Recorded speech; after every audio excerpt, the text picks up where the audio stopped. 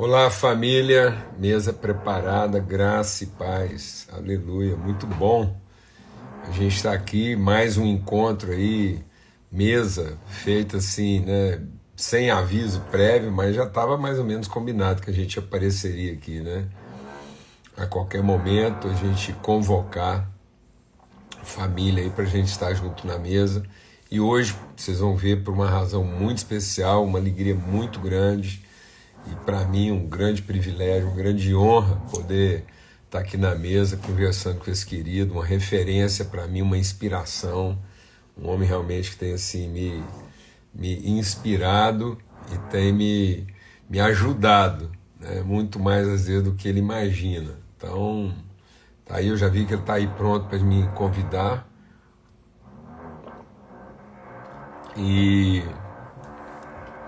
vai ser um tempo bom de conversa aqui. Daqui a pouco vocês vão ver, vão poder participar, estar junto com a gente. Eu vou convidar logo aqui para poder resolver isso. Então vamos lá.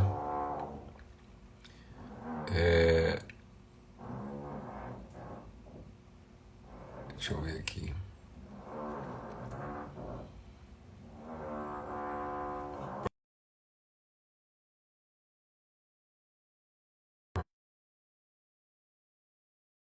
Irmão, entra aí, graças a Deus, privilégio. Imagino que você está em Brasília já, como você falou, né?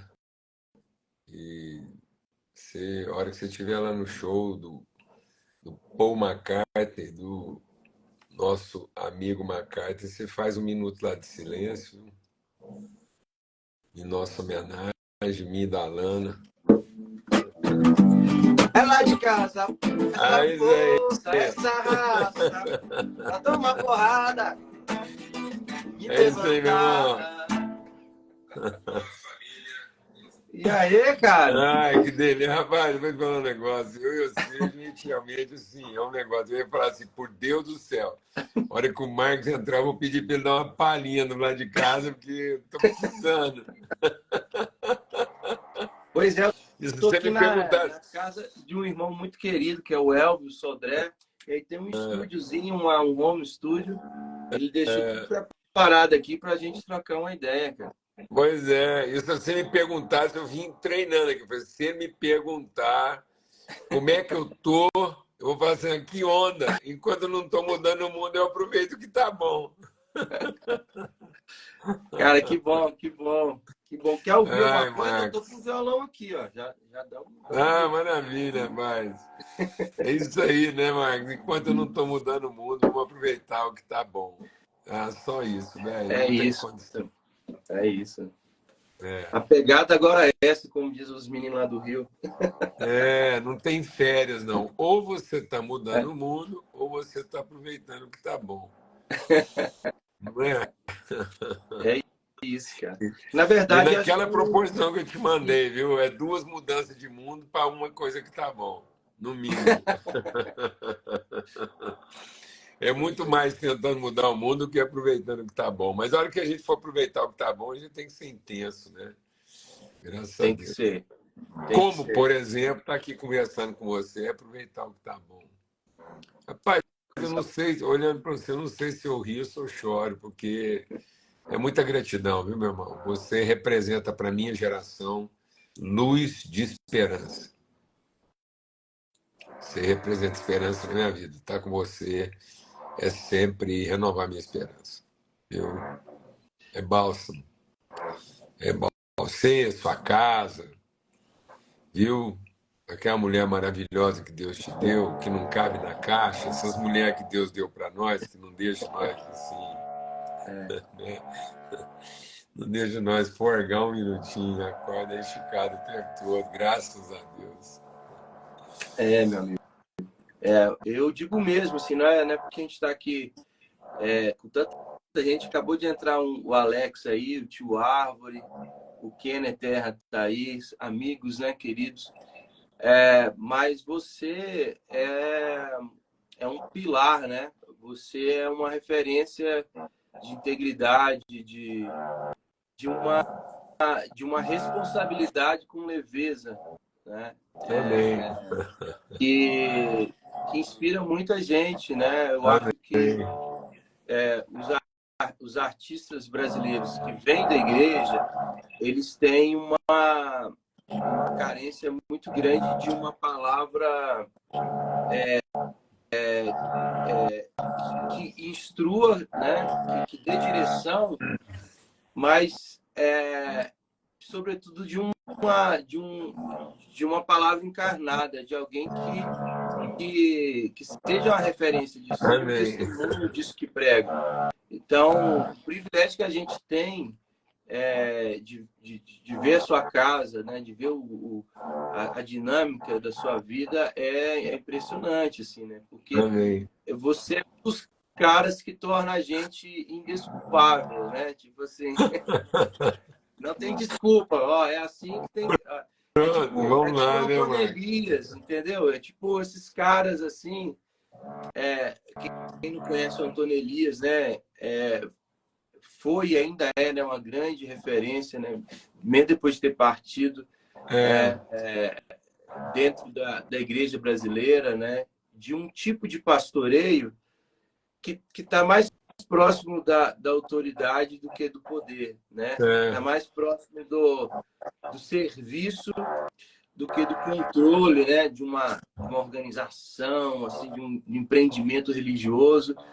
E que bom que a gente tem esses testemunhos.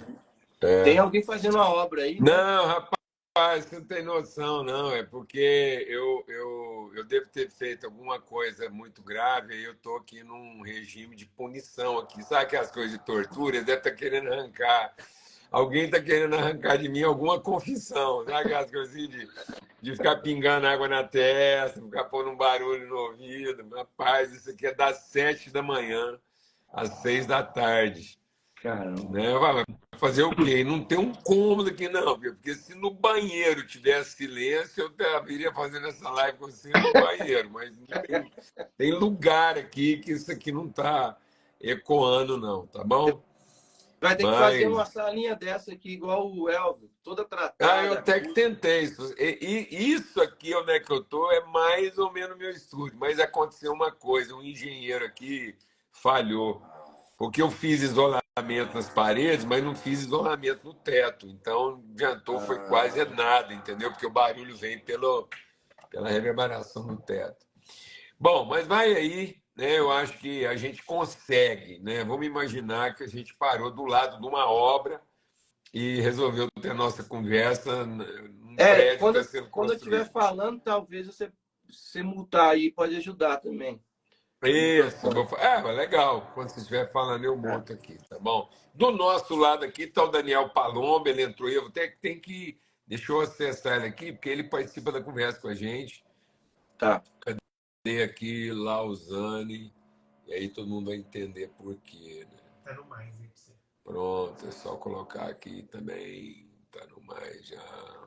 Alquene, sexta-feira cantaremos juntos. Isso, O Rodrigo tá mandando abraço aqui também. Pô, que legal. Sexta. beleza. Ó, onde é que muta aí? Pronto.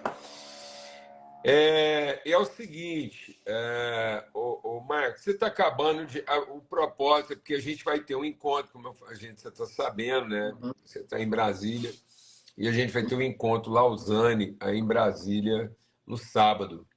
Alguns irmãos vão estar juntos para um tempo de comunhão, de mesa na sexta-feira, mas no sábado acontece o encontro. Esse encontro vai ser transmitido online para quem quiser participar, inclusive o Douglas, a gente vai entrar ao vivo na toda a rede Jesuscorp. Então, muita gente vai estar com a gente aí no sábado. E o que é esse esforço? Né? Lausanne foi um encontro de amigos, né? Para quem está chegando agora, a gente está sempre repetindo isso para contextualizar todo mundo. Foi um encontro de amigos nos anos 70, e é exatamente os anos que o Brasil está vivendo um avivamento. Né? Foi muito legal você citar aí o Antônio Elias, porque ele foi uma referência de pastoreio na minha vida. Né? Ainda que às vezes à distância, mas aquela serenidade, né? Como o Cavalcante lá do Nordeste. Então, todos eles, assim, Sim.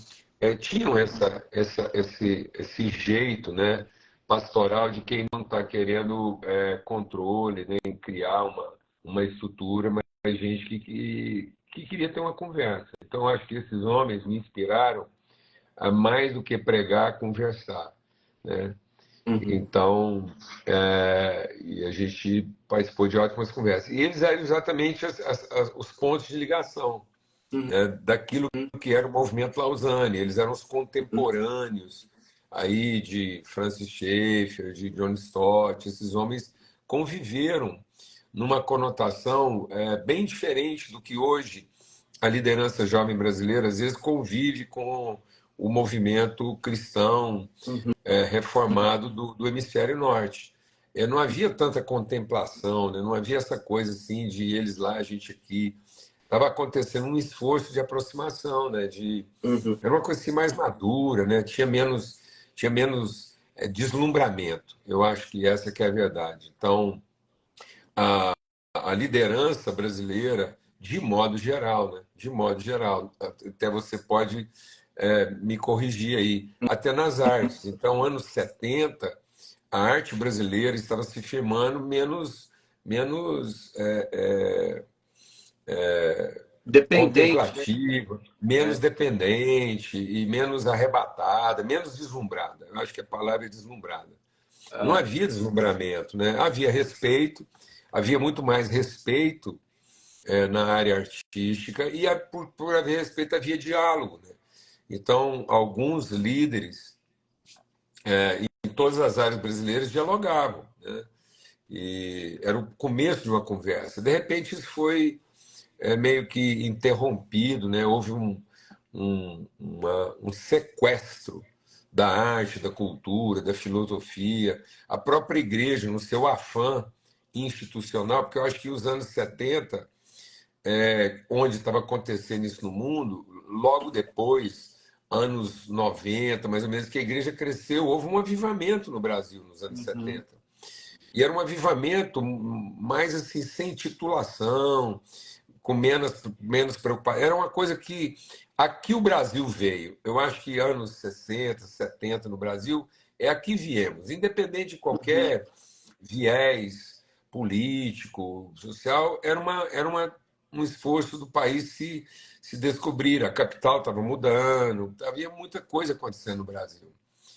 E só Uhum. que isso deu um certo resultado, as igrejas se encheram, e como aconteceu também, elas começaram a sequestrar a mão de obra e houve um esvaziamento, né, dessa praça da conversa e tudo foi direcionado para o púlpito dos interesses. Então, os partidos políticos que queriam se afirmar sequestraram líderes, as denominações e instituições que queriam se firmar sequestraram líderes, as empresas, as corporações começaram também a sequestrar a gente da cultura, da filosofia, da arte, da própria religião, e todo mundo foi lá sequestrar as cabeças pensantes para cada um poder prestar o serviço dentro da área de interesse de cada instituição. Eu acho que Aham. as escolas fizeram isso, as universidades fizeram isso. Então houve um empobrecimento. Eu acho que a partir dos anos 90 a gente ficou aí meio com essa crise de identidade e aí voltou aquele deslumbramento.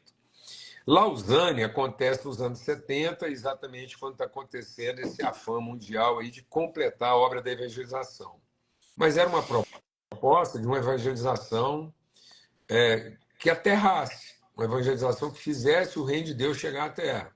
Não era só aquela evangelização que vinha sendo feita especialmente pelo viés americano, vamos proclamar, fazer o apelo, quem entrega a vida para Jesus. E aí a gente dizia, se num evento de 50 mil pessoas, tiveram 10 mil convertidos, o que chamava de convertido ali é alguém entregar a vida para Jesus e ter garantia de céu. Mas não era um convertido ao propósito, não era um convertido na transformação da consciência, né? Então, assim, era isso. E aí vem Uhum. Lausanne querendo fazer isso, né? Ou seja, periodicamente a humanidade senta para ter essa conversa.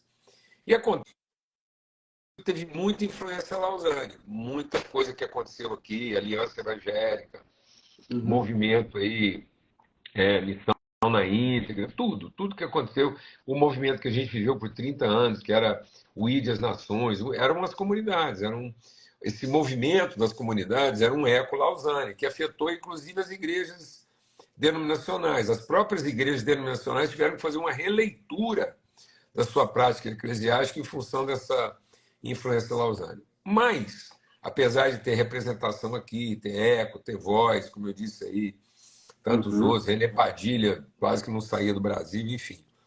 Mas a gente não estabeleceu uma plataforma de liderança que efetivamente fizesse parte desse movimento no sentido de voz. E aí é que eu quero concluir minha fala e te ouvir.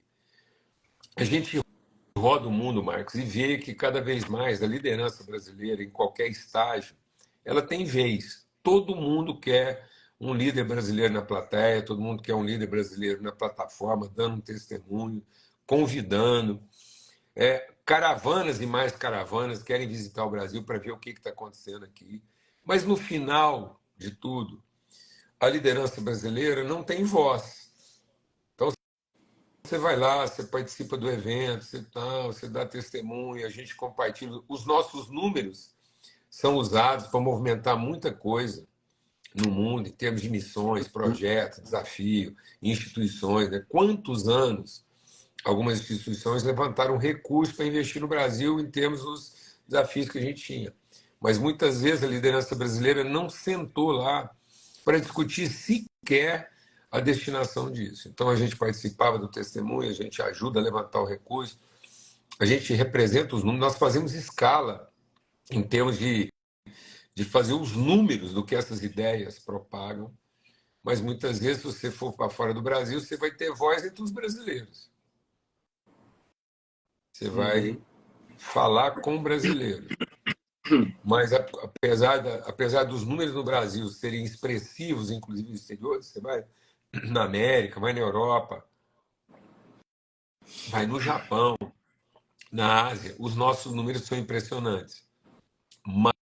Mas falta voz. Então, o esforço Lausanne é para a gente aproveitar essa plataforma e efetivamente estabelecer no Brasil uma referência de voz, principalmente a partir da nossa liderança mais jovem. Por isso, a insistência com vocês, com o Douglas, com o Dani, com tantos outros, com Juliano, com Marco Teres, que a gente estava aqui, enfim, todas essas pessoas que são influência e voz no Brasil, para que a gente encontre também lugar de voz no mundo, né? Para que o brasileiro não seja celebrado pelos seus resultados, mas ele seja respeitado e ouvido por aquilo que ele pode trazer em termos de direção. Você acabou de voltar de uma turnê na Europa, né? Sim. E uma turnê de sucesso. Mas eu não sei o que você pensa sobre isso. É que é muito bom, mas não deixa de ser uma coisa ainda meio nichada, né? A gente acaba falando com um nicho e a gente acaba que não. Ou seja, os nossos números impressionam, qualquer que seja a proposta, mas muitas vezes isso não representa a voz. Ó, que legal, o pessoal lá na Lagoa Rodrigues de Freitas, recebendo um recado do Jaime, que a gente tem um grupo de pastores que se encontra no Rio regularmente. Olha É um aí. grupo expressivo lá da Baixada Fluminense. E agora eu estou recebendo do Jaime aqui a notícia que eles estão lá ouvindo a nossa conversa, lá no endereço da Lagoa Rodrigo de Freitas, Rio de Janeiro. Um abração para todo mundo aí no Rio, pessoal da Baixada, pessoal aí da Lagoa aí, e todo mundo que está aí ouvindo a gente, Jaime, Sil, César, todo mundo que está aí, forte abração aí, graças a Deus, privilégio. Então, e é isso, o esforço sábado é esse, a conversa com você é fazer o porquê desse esforço e ouvir você, que roda o Brasil, é um cara que tem voz no Brasil, e o que é o seu sentimento com relação àquilo que o Brasil pode representar de voz fora, né? Assim, como de fato a direção e não apenas como os números. Até na arte. Eu acho que até na arte esse lugar ficou meio embaçado. Pronto, é isso aí. Muito bom, muito bom. Palombo, bom te ver aí. É bom saber que a turma do Rio está aí. Inclusive, já vou deixar aqui uma propaganda. Sexta-feira, amanhã, lá no Teatro Clara Nunes, encerramento da turnê 2023. E vai ser muito lindo. É um teatro maravilhoso ali na Gávea. E desde 2015, Paula, eu tenho tentado colocar a obediência na frente dos meus temores, né? A obediência na frente das minhas dúvidas. Então, o artista lida muito com a insegurança, lida muito com a ansiedade, porque cada canção que a gente lança, cada obra que a gente expõe, cada peça que a gente compartilha, você não tem uma previsão, uma exatidão do que aquilo vai causar ou qual que vai ser o alcance daquilo. É sempre um desafio para o artista trabalhar isso. E por conta dessa ansiedade, por conta desses medos, desses temores, a tendência é que você assuma o caminho daquilo que está dando certo, daquilo que está funcionando. Uhum. Então, entre os artistas, não é difícil você encontrar esse quadro, um quadro onde escolhe-se reproduzir um som ao invés de descobrir uma voz, né? E eu queria brincar com essas duas ideias aqui, porque você falou de voz, e voz é uma coisa muito mais complexa, porque não tem a ver com a capacidade de emitir um som, simplesmente. Tem a ver com o timbre, né? Quando eu falo, você reconhece o timbre da minha voz, né? Essa aqui é a voz do Marcos. As palavras podem ser até iguais a de um outro cara que acabou de falar agora. Eu posso falar o mesmo discurso, mas o timbre é o outro. Você, ué, essa aqui é uma voz diferente, esse cara tem um som diferente. A melodia, quando eu falo, tem uma melodia, tem um sotaque diferente, A voz né? Tem uma tem cor, personalidade. a voz tem personalidade. E nesse mundo cada vez mais ansioso pelo resultado, pela performance, pelo número, a tendência é o cara não perder tempo com essa procura, porque para você achar a sua voz, você precisa fazer silêncio, né?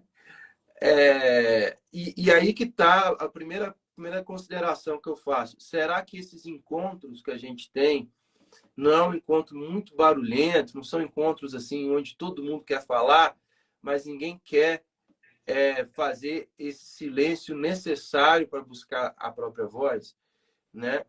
Então, a maior influência musical para mim é o silêncio.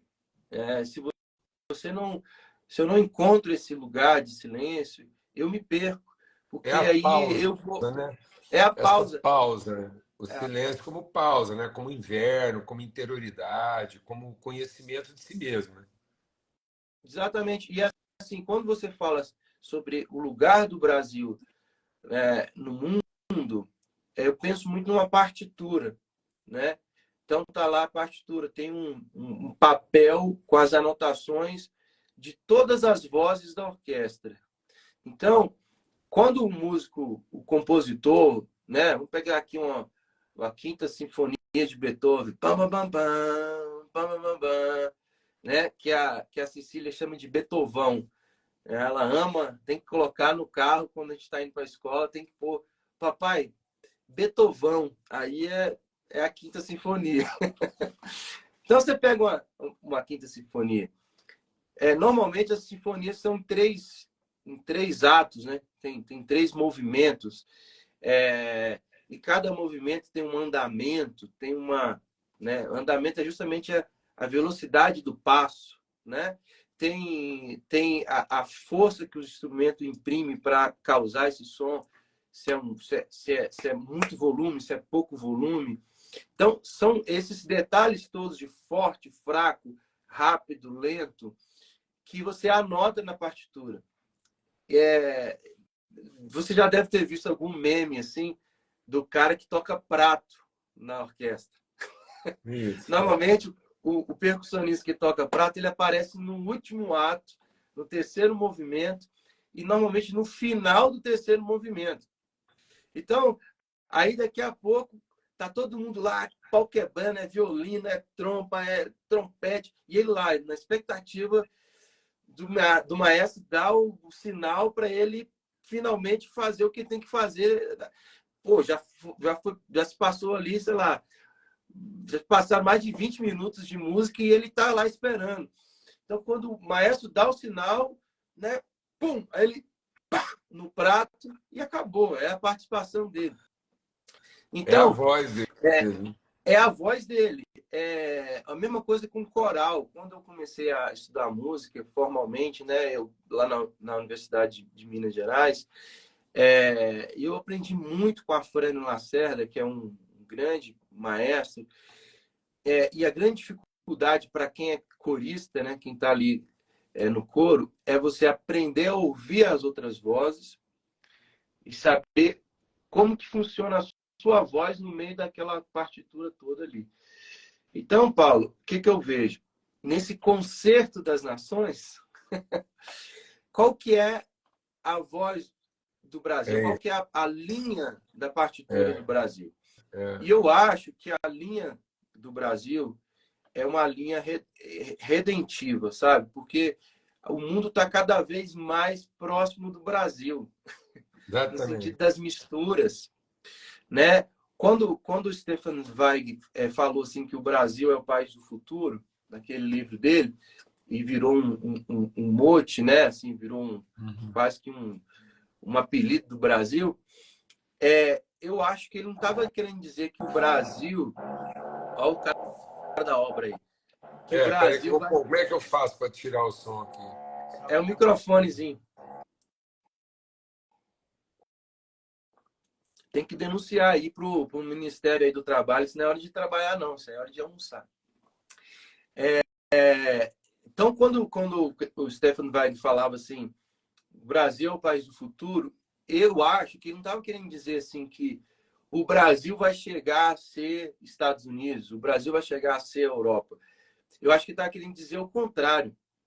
Ele está querendo dizer o seguinte, que a Europa vai ser igual ao Brasil, né? No sentido da mistura, porque a gente fez uma coisa muito louca aqui. Tem toda a história de violência, tem toda uma dívida histórica, né? E a gente está fazendo esse trabalho agora como nação de recuperar esses vácuos, né? Esses lugares onde a gente silenciou quando a gente devia ter falado, especialmente em relação ao processo de escravização dos negros, mas diversas outras violências que foi ali, né? Assim, parte desse processo, mas é um processo único na história da humanidade que faz o Brasil ser como o Darcy Ribeiro falava, uma espécie de nova Roma, né? Um lugar onde diversos povos se misturam, se encontram e vai formando um outro latim, uma outra língua. O português que a gente fala aqui é um português muito diferente do português de Portugal, porque tem muita contribuição africana, tem contribuição indígena. Essa nossa mistura é um segredo e é uma redenção para a Europa, é uma redenção para o mundo inteiro, onde especialmente algumas ideologias de extrema direita tentam agora resolver esse problema do imigrante, o problema da chegada de outros povos, fechando as portas, impedindo esses imigrantes de entrar e de ter direitos no país. Essa é uma solução que não tem nada a ver com a solução do Brasil, né? O Brasil ele pode chegar nesse concerto das nações e falar assim, gente, a potência do mundo está nessa mistura. A potência do mundo está em a gente não se enclausurar, não se fechar nas nossas fronteiras. A gente precisa ter essa permeabilidade, essa disposição de ouvir o outro. E eu acho que, até agora, o Brasil ainda é essa nação que pode dar esse conselho, esse testemunho no concerto das nações. À medida que a gente vai perdendo a nossa identidade, a gente vai perdendo também essa potência, Paulo. E essa é a minha... É o que a gente precisa ficar atento, né? O próprio fato de a gente estar importando as ideias de guerra cultural, de trincheira, e de ficar ali defendendo direitos e posições, gente passando horas e horas no Instagram para falar mal do outro, para falar que não pode isso, não pode aquilo. Isso tem feito mal ao nosso solo cultural, né? O nosso tecido cultural. E eu acho que a gente precisa se reencontrar com esse Brasil da mistura, esse Brasil dos encontros improváveis, sabe? E eu não tenho dúvidas de que, pelo menos na minha experiência, é isso que o mundo espera, sabe? Existe uma vocação natural para as questões ecológicas, né, de sustentabilidade hoje no mundo. O Brasil é uma voz, mas ele também é um exemplo de sustentabilidade social, cara. Como é que vocês De fizeram isso? sustentabilidade humana, né? Humana, Humano no própria sentido humanidade. pleno. Então, eu estou falando da humanidade no seu sentido pleno, né? Porque se a gente for pensar a sustentabilidade da natureza, dos recursos, pela viabilidade, porque às vezes a gente está falando de sustentabilidade, que seria a viabilidade da água, da vegetação, dos animais, da natureza. Então, isso é só tirar o ser humano. Se tirar o ser humano, isso tudo zera, fica puro de novo, os bichos voltam, a mata cresce e fica tudo perfeito. Uhum. Então, isso não é sustentabilidade. Sustentabilidade é tudo isso, mas numa perspectiva de humanidade, a humanidade no seu sentido pleno. Né? Nem também a viabilidade do ente humano. Né? Então, é a sustentabilidade da consciência e propósito do ser humano. Então, nós não podemos discutir sustentabilidade como quem quer sobreviver. E a arte está indo pelo caminho da sobrevivência, a igreja está indo pelo caminho da sobrevivência, o mundo empresarial está indo pelo caminho da sobrevivência. Então, nós estamos vivendo, como você falou, um ambiente de sobreviventes, onde a pessoa ela se contenta em emitir o som, mas ela não tem responsabilidade e consciência de voz. Então, o som é sobrevivente, o som ecoa. Se é questão de fazer o som sobreviver, dá um grito do lado de uma pedra e aquele som nunca vai desaparecer, porque a pedra vai absorver aquela vibração e a vibração vai fazer parte da... Se você colocar uma parede de audição lá na pedra, o som que você emitiu vai estar lá. E as pedras vão falar, mas aquilo não vai ser a voz. Então, se eu der um grito, se eu quiser gravar uma mensagem do lado de uma pedra, se era só Jesus fazer a mensagem dele sobreviver, eu tinha falado com as pedras. E como o som é vibração e a vida é vibração, a pedra está lá vibrando, os átomos estão vibrando, a vibração do som de Jesus se incorpora à pedra, pronto, a pedra agora emite o som daquilo que Jesus disse, mas ela não é a voz de Jesus conquanto encarnação consciente daquele som. E às vezes a gente está se contentando em ser a pedra, o couro do tambor, ou o pau que bate no couro. Então, assim, a gente foi para uma instrumentalidade, né, para uma sonoridade confusa, onde ninguém consegue ser sensível à voz do outro, apesar de ser reativo ao som do outro. Então a gente reage ao som. Como agora? Eu acho que não tinha momento melhor desse cara também ficar com essa britadeira aqui, porque isso é um som que quer nos confundir, mas a gente tem que focar na voz. Então, beleza, é isso. Enquanto o mundo está emitindo um som que pode confundir tudo, nós estamos aqui insistindo em colocar voz no meio desse som. Eu acho que, sem querer ser muito poético, é mais ou menos o que está acontecendo.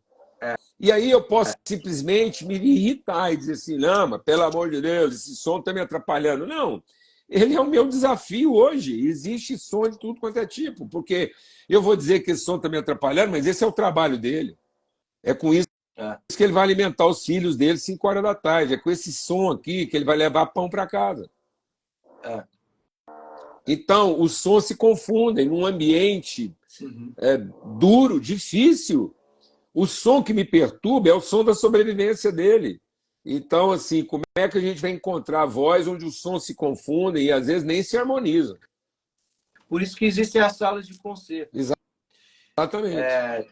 Em 2015, quando eu decidi pela obediência, na frente das minhas dúvidas, eu falei assim, é hora da gente ir para os teatros.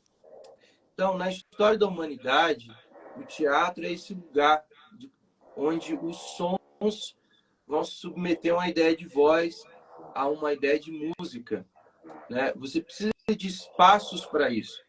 Espaços de concerto. Concerto com S ou concerto com C, mas Isso. concertos, ajustes, onde Exato. você vai manipular. Que tem um cara outro dia que falou isso, né? Que música é barulho organizado. Então, é você pegar esses ruídos, esses sons, e organizar ele de uma forma inteligível, né? É o que a gente está tentando fazer sábado agora. É exatamente isso, né? É uma modulação. É uma modulação harmônica para que a gente deixe de ser só emissores de som e consigamos ter a sensibilidade da voz do outro, né? Eu creio também que só é voz quando você intenciona o outro. Enquanto você intenciona você mesmo, esse é o seu som. Qual é o seu som? Bom, meu som pode ser aquilo que eu toco até para acalmar a mim mesmo, para excitar a mim mesmo, né? Não haveria muito sentido de falar sozinho, mas cantar sozinho, tocar sozinho até faz sentido.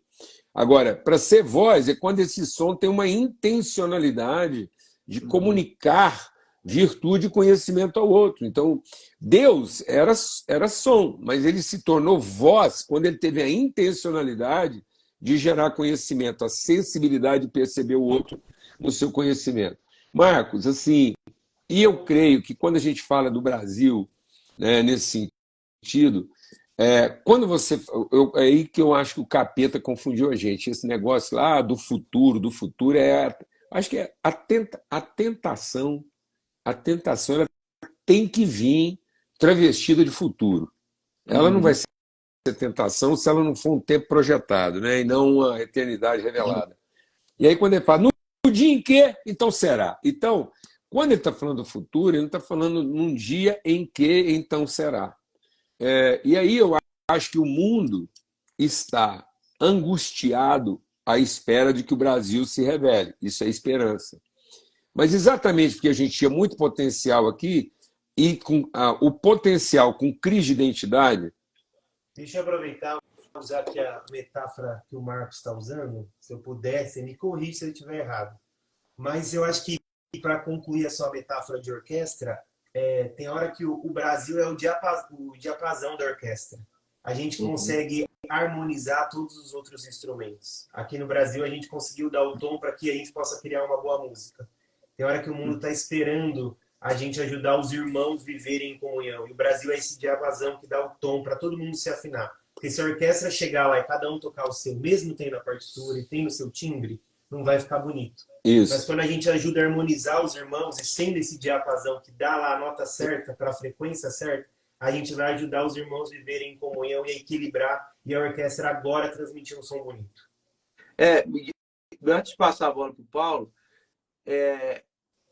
são muitas as músicas, porque também são muitos os momentos. Então, a gente tem que ter discernimento, saber qual é a música de agora, de 2023, acabando, início de 2024, essa próxima década, qual que é o som? Eu estava ontem falando isso com o Elvio, né? Nem sempre a canção que eu compus e tal é a canção que eu devo compartilhar, porque não é a música para esse momento. A gente tem que ter essa sensação que música que a gente está tocando quando a gente se reúne, quando a gente se encontra, né, com outros povos. E aí, a partir disso, a partir dessa partitura, desse discernimento, a gente se contentar em ser exatamente do tamanho que a gente é, entendeu? a gente não querer fazer aquilo que é para o outro fazer. E porque até esse tamanho seria uma comparação estúpida, né? Eu creio que com o tempo a gente foi confundindo um pouco pureza com santidade. E aí, tentando ser santo, a gente optou por ser puro, no sentido de um purismo, né? E quando você fala do brasileiro, o brasileiro é aquele que poderia ser santo exatamente porque ele rompeu os limites da pureza, ele misturou, ele é o vira-lata. Então, só existe essa pureza, né, esse purismo, só existe raça pura com intervenção humana. Então, a raça pura, no seu sentido purista, ela é uma anomalia, ela é uma normalidade, ela é uma patologia.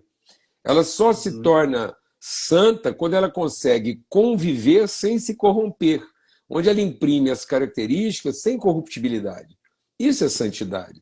Então, Deus abriu mão da sua pureza divina ao formar uma família e ainda permitir que os seus filhos se tornassem pecadores. E não se corrompeu. Pelo contrário, ele salvou os seus filhos na relação com eles. E ele foi lá e imprimiu a si próprio, né, a responsabilidade de se relacionar com filhos caídos e pecadores, mostrando que a santidade não é a reserva da pureza. A santidade é o compromisso integral da relação. Ele vai lá, relaciona, limpa e sem mudar suas características, imprimindo virtude à relação. Eu acho que o Brasil, na sua imaturidade, com medo, com timidez e até com uma certa insegurança, ele, volta e meia, ele optava por um purismo, e aí ele ficava assim meio bandoleiro, meio quase rebelde, achando que a gente tem que fazer defesa da cultura brasileira a qualquer custo, revelando uma certa insegurança, né? Eu creio que a gente não tem que fazer defesa da cultura, a gente tem que fazer uso da cultura brasileira com segurança, entendendo que aqui é um ambiente para misturas saudáveis, onde elas podem acontecer de modo santo, exatamente porque ninguém precisa corromper, né? Aqui seria um ambiente onde a gente fala, ô japa, e não é ofensivo, ô negão, e não é ofensivo, ô turco, e aí turco vale para palestino, vale para libanês, vale para sírio, vai chamar um turco, um turco de sírio ou um sírio de turco fora do Brasil. É a Terceira Guerra Mundial. Aqui não.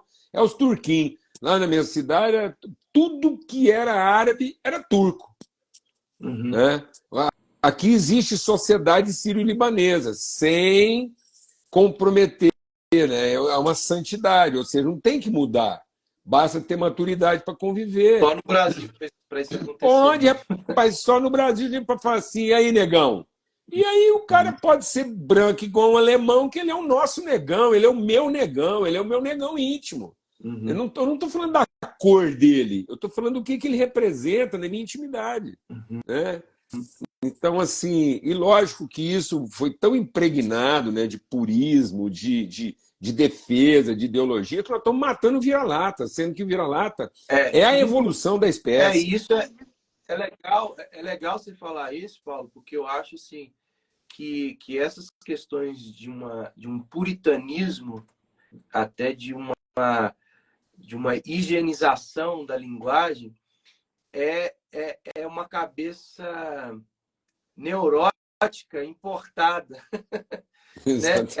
Essas neuroses não são nossas, são neuroses de outras culturas. A gente já resolveu isso de outro jeito, né?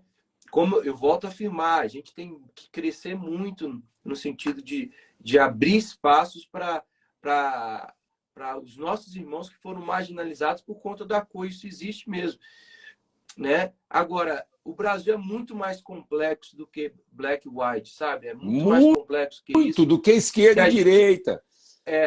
Muito mais. A gente tem que acolher isso como, tipo assim, cara, é um dom. É o dom do Brasil ser complexo. O Brasil não é para principiantes, né? Não, então, não. Essa sofisticação é justamente, eu acho que é um segundo ponto aí da minha defesa. O que o Brasil vai dar para o mundo? Vai dar a possibilidade de conhecer nuances. Isso. Né? A sensibilidade dos tons. A sensibilidade dos tons. dos tons. Enquanto o mundo está vendo preto e branco, a gente está vendo todo o gradiente, toda a paleta de cores. Né? Eu tive agora lá no Museu do Van Gogh. Cara, que coisa linda, cara. Que ensinamento, assim, que o cara sofreu em silêncio, porque ele não foi famoso em vida, ele não teve a glória em vida, mas ele teve a responsabilidade como um cara temente a Deus, vocacionado por Deus para aquilo, tentou ser pastor, a igreja não deixou, tentou ser missionário, a igreja não deixou, ele foi pintar. Sabe quantos anos que o Van Gogh trabalhou? Ele trabalhou simplesmente 10 anos só na vida dele. Foram 10 anos e aquela fase colorida dele durou 3 anos, se eu não me engano, e aí ele morreu. Foram 3 anos. Eu vou até... Se dedicou intensamente, Isso. Paulo, Pensa bem. a fazer aquilo que ele tinha que fazer, independente se ele tinha mercado para aquilo ou não. Mas hoje, a nossa vida é muito mais rica por causa do Van Gogh, por causa da noite estrelada do Van Gogh. Exatamente. A gente não tem uma noite pobrezinha como tinham aqueles que nasceram antes do Van Gogh. A nossa noite agora é muito mais bonita, porque ele obedeceu e foi lá e fez uma noite estrelada. E o Van Gogh não só faz isso, né, como ele faz isso no que nós chamamos de loucura. Então, ele é o louco Van Gogh. E se ele não fica louco, a gente não teria visto tudo isso. Então, ele não tem a obrigação da forma definida, ele não tem a obrigação do traço definido, né? Você não consegue trazer definições muito claras. Você vê a matiz, você se inspira exatamente naquilo de uma coisa que transiciona para outra, né? Se olhar o grito, você fala assim, como? Você olha uma obra daquela, você ouve o grito, mais do que vê. Você vê o grito na sua cor, na sua tinta, na sua angústia, nas suas indefinições. E aí, nesse sentido, eu vou agora usando uma licença poética aqui com você, porque você sempre dá essa liberdade. Eu creio que existe, como você falou de silêncio, a gente começou essa conversa para falar de voz, a gente falou de silêncio. E tem 2 estações do ano que elas são bem diferentes no hemisfério norte e no sul, na Ásia e aqui. A América do Sul, especialmente, e a África nem tanto, mas especialmente a África do Sul, vive a estação do silêncio de uma forma muito diferenciada. Porque quando você pega a Ásia, a Europa e hemisfério norte, a estação do silêncio ela é branca. O que é neve. Ela fica branca. E ela é o estresse da temperatura. E aí você resolve a temperatura de forma meio artificial. Ou você cobre, ou você acende um fogo. Você não resolve a temperatura por dentro. Você tem que resolver a temperatura procurando um lugar seguro, uma caverna, acender uma fogueira.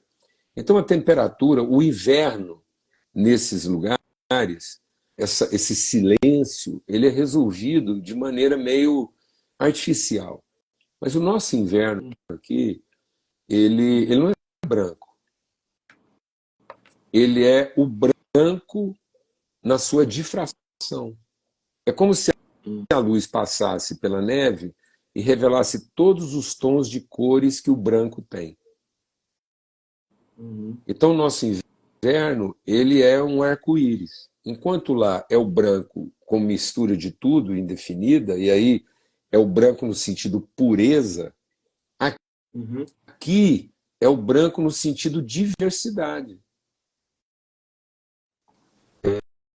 Onde todas as cores são irmãs da mesma cor, né? Que é esse branco que é só uma ilusão de ótica. O branco da neve é uma ilusão de ótica, Porque se visto na sua verdade absoluta, seria mais Van Gogh, seria mais vários tons. Por isso que aqui é complexo. Porque o que a gente está vendo no nosso inverno aqui? O branco. Só que nós estamos vendo o branco na sua difração, no seu arco-íris, porque você vai ver a mata seca e no meio dela vai ver um ipê amarelo, vai ver uma moita de capim, de bambu. Então você vai ver todos os tons, o nosso inverno. E aí, a solução do nosso inverno não é um elemento externo, é uma intensidade, uma profundidade interna. No nosso inverno, a coisa não tem que ser aquecida, coberta, protegida. Ela tem que se aprofundar. Ela tem que buscar água onde ela nunca buscou antes. Ela vai aprofundar suas raízes. Então, enquanto lá no estresse ela vai ter que ser adensada, o estresse do inverno do hemisfério norte, ela adensa, ela concentra, ela apura. Aqui não. O nosso inverno nos aprofunda, né? Ele nos movimenta. Então, lá, enquanto o inverno é um inverno de quietude, como quem está apurando, aqui é um inverno de movimento, como quem está se aprofundando. Ou seja, quem não tiver profundidade nesse contexto brasileiro, não passa, não. Então, aqui, o nosso inverno não é de quem está buscando a calma, né? O sono é quem está buscando o sonho enquanto dorme. Então lá é o inverno de quem dorme. Aqui é o inverno de quem, enquanto dorme, sonha.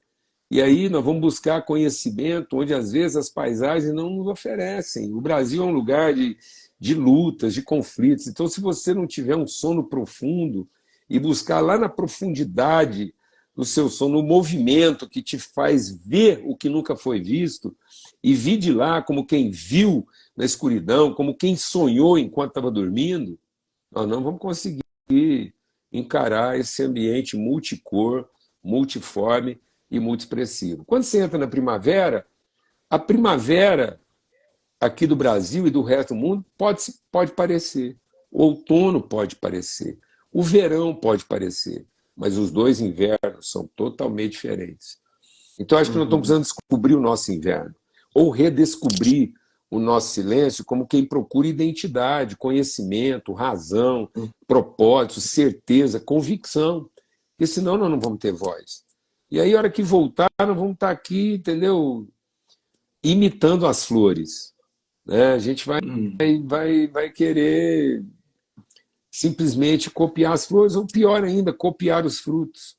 E é o que eu acho que está acontecendo. Então, voltando à nossa conversa aqui, o silêncio, esse lugar, né, esse estúdio, onde nós podemos afinar melhor o nosso silêncio e cada um chegar com a profundidade daquilo que conheceu, na medida em que as suas raízes se tornaram mais profundas na sua dor.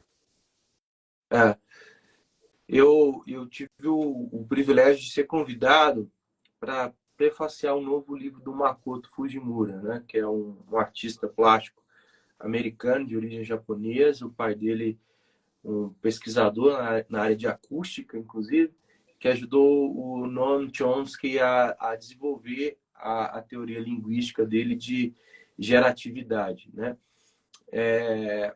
E aí ele nasceu por conta disso nos Estados Unidos, né? O pai dele foi para lá para ajudar na pesquisa e ele nasceu lá. E ele se tornou um grande artista ali do abstrato, misturando da técnica japonesa. E ele traz um testemunho muito bonito assim, nesse livro. Ele chama isso de cuidado cultural. Conversa muito com a nossa realidade brasileira. E eu queria terminar acho que está na hora da gente terminar, né? A minha participação, lembrando dele, quando ele fala o seguinte, que numa época onde a gente está refletindo sobre cuidado cultural, e essa é a tese dele, a gente precisa primeiro cuidar da alma, né? Então, eu sinto isso, sabe, Paulo e Palombo, que a gente vai querer mudar o mundo mas a gente muda o mundo quando a gente começa a mudar nós mesmos, sabe? Assim, isso é encarar os nossos invernos, né? Isso é encarar quem nós somos, a nossa identidade. E, você fala muito isso, né? Da atividade hoje, dos programas intensos, né? Você não tem respiro, você não tem momento de escuta interior, né? Então, eu acho que a gente precisa retomar esse assunto de uma forma muito responsável. O mundo está discutindo a carga horária de trabalho, de redução sabe, de um dia a menos de trabalho. Sabe por que é isso? É porque a gente chegou à conclusão, cara, que não rende. Vai ficar ruim o trabalho, você vai entregar uma porcaria. Exatamente. Porque você está achando que quanto mais você faz, você fica, não é. Você tem que ter um tempo de não fazer nada. Um outro exemplo que ele traz, né? A gente falou do Van Gogh, do silêncio, ele falou da Emily Dickinson. A Emily Dickinson, filha também de protestantes, ela viveu um avivamento e ela foi uma das poucas que não entrou naquela onda. Ela ficou trancada no quarto dela lá. Ela morreu. A irmã mais nova dela foi lá na gaveta dela e descobriu que tinha 1.800 poemas. Ela não publicou, no máximo 10, assim, cartas, amigos publicaram, assim, em vida.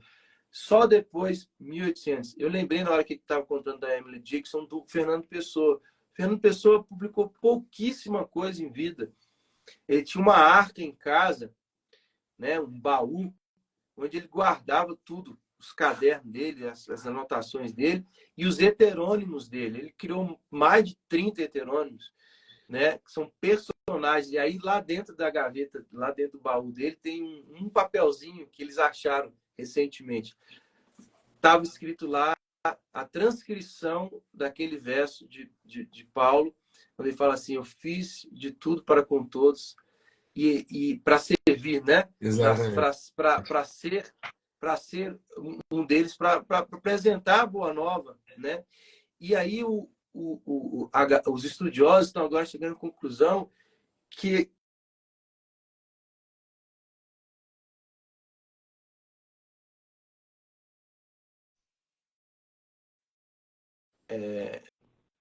o Paulo está aí ainda?